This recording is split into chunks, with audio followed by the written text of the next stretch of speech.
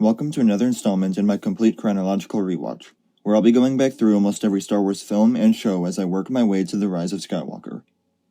I've already gone through some of the movies and a good portion of the series so far, so be sure to check those out for yourself after this. Today we're going over the Clone Wars Season 2, Episode 2, Cargo of Doom.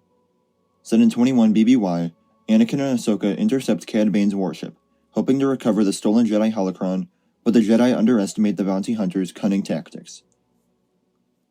This is the second part of a 3-episode arc following the Jedi's pursuit of Cad Bane as he steals the Holocron and memory crystal to give to Darth Sidious. And whereas some other arcs so far, like the one on Rylot that I recently finished up, feel very seamless as they go from one episode to the next, this has a lot missing from it. Between episodes it skips over the capture of Jedi Master Rapal, and then the initial conflict between Republic and Separatist forces over the planet. Both feel like they would be interesting to watch, but they're cut down to a small scene in the opening montage. Personally, I feel like this could have been a 4-episode arc rather than 3, and we could have gotten to actually see Bane steal the crystal as an episode of its own. This would also give time for Rapal's character to be fleshed out a little bit. He's in charge of keeping this crystal that contains all of the Force-sensitive children in the entire galaxy, which is an important role in the Jedi Order, and yet all we see of him is him being dragged into prison and then resisting interrogation once before being killed. For someone with such an important role, it would have been nice to get to know the character a little bit.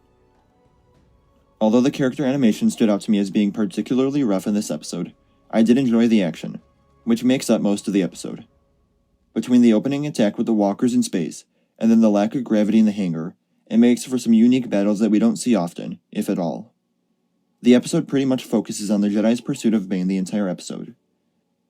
We get to see more of the tricks up the bounty hunter's sleeve, as well as how Skywalker's attachment continues to be a problem. He was appointed with a Padawan in the hopes that he would learn to let go of her when the time came for Ahsoka to become a Jedi Knight, but we see here that Anakin's attachment to those around him is still very much a problem, as he chooses to save Ahsoka rather than finish the mission, which could result in Force-sensitive children around the galaxy not only being put in danger, but potentially being exposed to the dark side. To be honest, Anakin probably could have stolen the lightsabers and fought back against Bane and the battle droids before opening the Holocron, but then again, that would just be boring, wouldn't it? The episode ends with what is assumed to be Bane's death, as he's shot off the balcony in the hangar. I imagine this was quite a shock when it first premiered, but as I've already seen this before, I'm familiar with the fact that he swapped clothing with the clone and snuck aboard the cruiser. The voice difference is very subtle when he says his one line to Anakin, to the point where you wouldn't notice a difference if you weren't looking for one, but there is still a noticeable difference in the voice compared to the typical clone. The episode also shows Admiral Yularen arguing a lot with Skywalker, as well as a short moment where we see how a holocron is activated, which was neat. Let me know what you think of this episode in the comments below, and where it ranks among your favorite episodes. Remember to like the video, and subscribe to stay up to date with my chronological rewatch. As always, thank you all for watching, and remember, the Force will be with you. Always.